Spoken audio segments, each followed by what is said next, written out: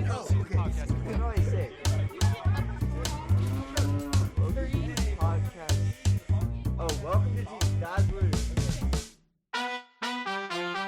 welcome to Tea, the podcast where we talk about everything. I'm Jack. I'm Miles. And I was just unboxing my baby cage. It's me, Ryan.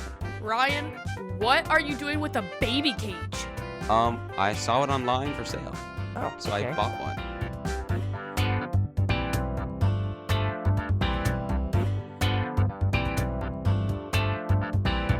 All right, Miles, you want to start us off with our topics? Yeah, so first we are going to be talking about strange inventions. Then we're going to be talking about the best way to elect officials, which is going to be pretty awesome. And then we're going to round it off with some tree talk. All right, Jack, go ahead and start us off on our first topic. All right, our first topic being strange inventions. Alrighty. Ryan, do you want to start us off with your baby cage? Yeah, sure. So, looking online, apparently there is an invention that someone made that's basically, you can attach it to your window. Is that right? You can attach it to your window. Yep. And in the advertisement, you can put your baby in it, and the baby won't go away.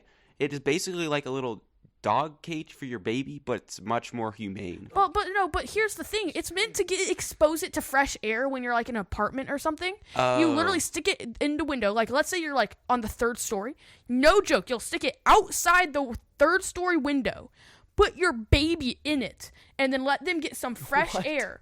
And guys, to me, this sounds very safe. Like, let's say the dog knocks over the like stand. Oh my goodness, guys. Well, it doesn't look like there's a stand. It looks like it's structurally supported from the outside and the inside, so it doesn't look like it's falling at all. But it's still a cage you're putting your baby in. Yeah, like the fact it's like a literal like welded cage. Like it's what? The patent was filed by Emma Reed on July 19th, 1922. And it wasn't really a competed against patent, probably. I don't think that was a big market she was breaking down the doors in. Yeah, hopefully not. So, Miles, what's your next invention? My invention is called the device for waking persons from sleep. That is the patent name.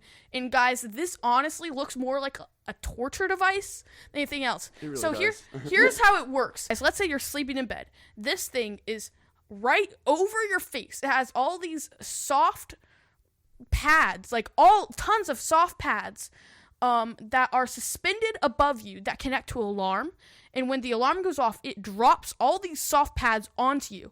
But the way it's designed, these pads look like quarters, like a ton of quarters, and they look really intimidating. I do not know if I could go to sleep with that thing right over my head. The inventor is Samuel S. Applegate, and he filed this patent on December 14th, 1881. Alrighty, guys, what do you think of this creepy invention? So it looks like the pads are connected to a cord, and that cord is connected to a clock. Yeah. Huh. It's basically holding all of the little soft pads above you as you sleep, and then once it hits the desired time, it drops them on you. And the idea is it wakes you up without sound, like an alarm clock does. But it still looks cumbersome. Can you imagine waking up and trying to get that off you without destroying it? And, like, it's probably a pain to, like, set it up again. Yeah. I mean, it looks just too complicated. Yeah, it looks way too complicated, and again, it looks really creepy. Imagine just walking into like a guest house, and they just, like, on the guest bed, you just see this thing suspended above it. Oh, don't worry about that. That just falls on you when you wake up. Nothing to be worried about. I mean, do they have alarm clocks then? Well, apparently this was their alarm clock. I don't know. Yeah, I think they probably did have. Yeah. Jack, you want to share your invention with us? So my invention is the anti-eating face mask. What? So apparently, I guess this face mask is supposed to keep you from eating? Yeah. Yeah. It looks like a standard face mask, but it's metal mesh. I mean, what? Oh, so the background of the invention, according to the patent, obesity is a basic problem with which many people today are confronted, and, as clearly indicated by the variety of diets proposed to conquer overweight, The major contributing factor to overweight is the excessive consumption of food. So obviously we put a mask on people so they can't eat. Yo, this has a little lock on it. Oh my god. So you can lock it on their It face. literally looks like a dog muzzle. It's a dog muzzle. It's a dog Not a muzzle. person. They can't get it off. It has like a little, like a padlock. Oh my goodness. I would be so embarrassed to like wear Wait, this around. when was this made? Uh, Let's see. It looks like 1980. oh my. This feels way too recent for something like this. I mean, actually, like, did anyone buy this? I really hope not. It probably got patented, but it probably didn't. Yeah, you can patent Yeah. whatever you want. But you can't, like, yeah, it probably didn't, like, sell. Because, I mean, that's kind of, I Yes. hope not. Hey, father, guess what we bought you for your birthday? Saw you're packing on the pound, so I got you an anti-eating mask. Chick-fil-A sells this on the side. No, we wouldn't want that. You know, I don't get what was going through these people's minds. Like, yes, this will sell. I just hit the jackpot of products. Like, what is going through your mind? There's one more I want to tell you about. These are the leaf gathering trousers. This thing literally like is meant to gather leaves by walking over them. So basically what we're looking at right now is you put on a pair of pants, and in between those pants, like connecting the legs, is a net. Yeah. And so you walk forward and the leaves get caught in the net between your legs and you can basically move around. I assume it's to solve the problem about like the back when you're raking, you rake and you bend over a lot. That doesn't work. I know it doesn't work. Because, like, I would just trip. I would just be, like, stepping and then step too far and then This is really weird because I don't know how you would walk. Like, just like I'd love to see this go on Penguin? Shark Tank. Like, yes, well, guys, we should start bum, the T Shark Tank, bum. like bringing all these because all of these patents have expired. So in theory, we could take these as tea and bring them onto Shark Tank. We have a plethora of items for you guys. Which one do you want to invest in? That's yeah. a really good idea. Yeah, we're so good at win, guys. Yeah, Mr. Wonderful would definitely not like that. Moving on to our next segment, how to elect officials. Ryan, do you want to start us off? Yes. So I was just thinking about how to elect officials, and we have some serious problems. The problem with our system is that, let's say I vote for candidate A, and Jack votes for candidate B. Suddenly we're against each other. However, there's one thing that can solve all of this, and we can be against each other in a more fun way. And that is if our candidates compete in a game show. A The game show Great with President multiple Gameshow. obstacles and different challenges ranging all across the skills a human must have. And we start with a pool of 100 people.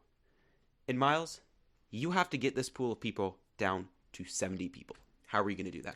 Yeah, so get it down to 70 people, no problem. We have a push-ups in suits competition. So everybody comes in their best suit, and then they get down, and they're just churning out push-ups as fast as they can. And then the top 70 people move on to the next segment. Jack, what's that? Which is cannonballs. So, who could do the best cannonballs in their suits off a diving board? And mind you, this is the high dive, so... Yeah, and they have to immediately go from these push-ups. Like, they've just been trained at the push-up. No break for them. Immediately jumping off the high That's going to dive. feel actually so good. Yeah. Yeah, Jumping into the no, but you have to run as fast as you can because they're all so tiny. You can't take Who off can your shoes. run there the fastest? Oh, no, you can't. Yeah. Who's running the fastest? Like, are there people, like, taking off the shoes as they're jumping? Alrighty, and then they jump into the pool and instantly go into the third segment. Which is the comprehensive closed book exam. So they are soaking wet in their suits, and they have to sit down and take a 400-question, 7-hour quiz, which covers everything they learned in high school and college. They never thought they would use again. However, they're now having to test on it. And only the people who get a certain score will pass on to the next segment. And I think we're at the top 50 at this point. top 50 people now have to gain back some calories. This is another one where they have 3 minutes to chug the most of Mountain Dew. So there's just can after can, just churning out this Mountain Dew. Oh, and guess what, guys? Remember, there aren't bathrooms. The next segment of right after they drink the soda, we will have a burp into a store mic contest. Who has the loudest burp in a store mic? See, you want it to echo, baby. So the next segment, so we have the top 30 participating. We're going to split those people up into 15 and 15. 15 on 15, and they're going to play some American football. The reason they have to be good at this is because this is America's sport. Yeah. America's known for their football, even though we do the wrong things. We don't usually kick the ball, but they're going to compete, and the winning team moves on to the next segment. So these people have just gotten from their football game, and now they need to fly to an airport all the way on the other side of the country. Because, guys, they're going to have Air Force One replicas, and the top 10 people to get there the fastest get to compete in our next segment. Then they will have a singing contest, but not any singing contest. They will be pushed onto a stage of American Idol, and they will have to sing Adele. So for this semi-finals, we will put all 5 of them into a spelling bee. They will be spelling words like inconceivable, supercalifragilisticexpialidocious, demonstrative, and things like that, where they will spell the hardest words in the American dictionary the American way.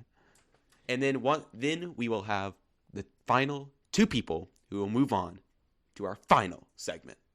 Yes, now it comes down to an Olympic classic. This is going to be the duel, or should I say fencing duel of the ages. We are going to give them fencing swords, put on the fencing mask, and then our top 2 competitors are going to duke it out for the title of President of the United States. And the winner of that will get shipped up to the Oval Office. And they will have a latte to celebrate. And then they're probably going to have a shower. And guys, this would sum up the Great Presidential Game Show.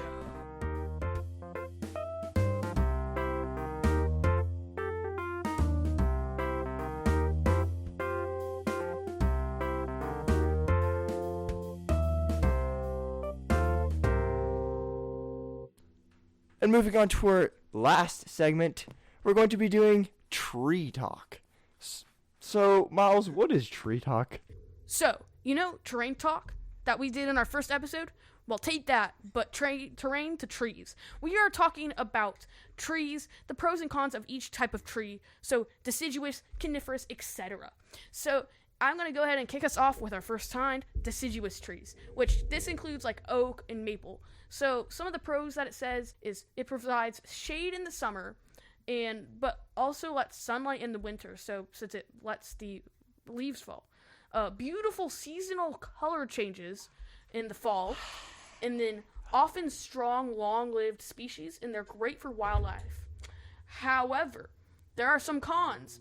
It loses leaves every winter, which means cleanup is required. Required. I mean, no. Cleanup is required. Yeah.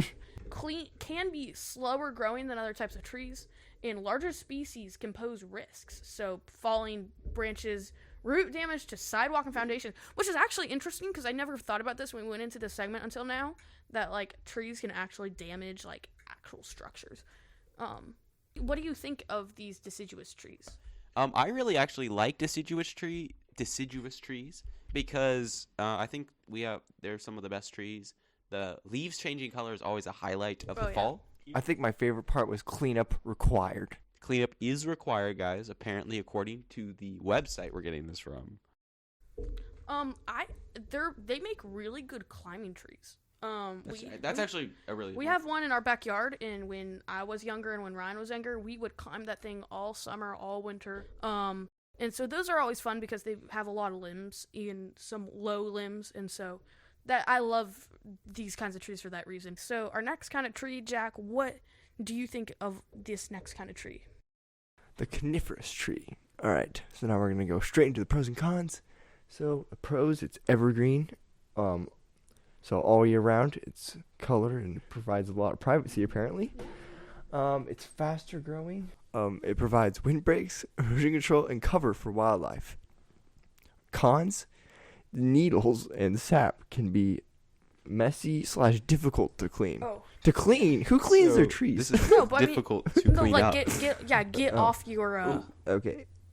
I love this next one.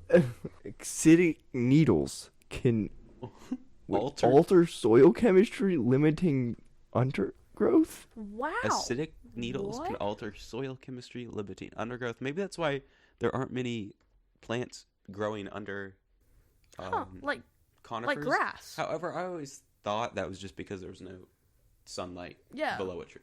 Yeah. However, if you think about it, maples and other things like that, they have their Grass. they have grass underneath, but also Yeah. their branches are higher up. Yeah. And Prone to pests, bark beetles, pine borers. I don't know. Tall species can be dangerous if uprooted in storms. So basically, if you're in a storm and it becomes uprooted, it can be dangerous, Yeah. as um, can any other tree. Yeah, not this Yeah. one especially. Yeah, and so that is, yeah. So I find this intriguing. They do give privacy. We have a lot of these just to make it so you can't look out into other people, our neighbors, like lawns and stuff. That is one of the things why we like them. So I would try to climb these, and I got sap in my hair, and yes, that is hard to clean up. So I have to agree there. Alrighty, Ryan, what is our next kind of tree? Okay, so my next kind of tree is ornamental trees. And these trees are things like dogwood, magnolia, Japanese maple, so ones that actually look really good. And the pros for this one is aesthetic appeal. So they usually have unique colors, flowers, and things like that. Many are smaller and good for landscaping. They boost curb appeal and property value. Wow. Boost curb appeal. Curb appeal. I've never heard that before. It's a very Curb appeal. curb appeal. In cons, they are usually not as hardy as shade trees. They can be expensive. Some have invasive root systems, and they have limited practical benefits because they're usually just decorative and not good for not much else. Yeah, I mean, I feel like you always have to have at least like one one of these ornamental trees. Just makes your property value go up. That's interesting. That is really interesting, Jack. What do you I guess it's only there for staring at, so it's kind of boring. And curb appeal. Yeah. All right. Alrighty, so that's going to wrap up our third segment of tea. Now we are going to be wrapping it up with our poll. And guys, this one, just to remind you, was which one would you prefer? It's whether you would have an alligator in a bathtub or push a moose out of an airplane. Now, I'm going to be honest, I'm expecting this to be like all keeping an alligator in a bathtub because I mean, yeah, but let's just see, guys. Alrighty, pulling it up right here on. Alright, guys, the winner was, we're not going to do a drum roll, chat, go ahead and add in the sound. It was a tie.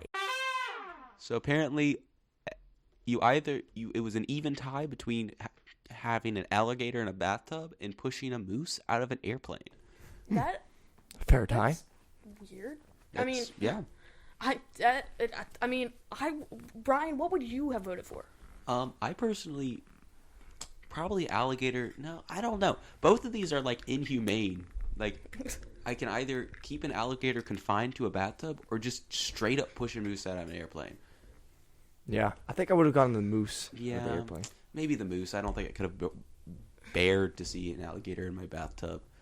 I also don't couldn't know. use Like, my what if bathtub. you like feed the alligator and make it become your friend? So Ryan, do you know what our next poll is?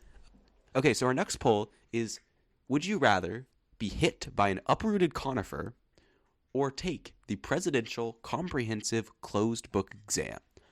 Put your response down in the comments. We are really looking forward to seeing.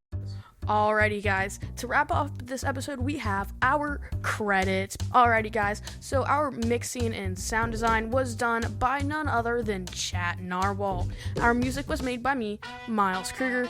Our cover art was made by my brother, Ryan Krueger, and our wonderful, amazing, most Graham host was Jack Figliozzi. This was T. That's Talk About Everything. Thanks for listening. Bye.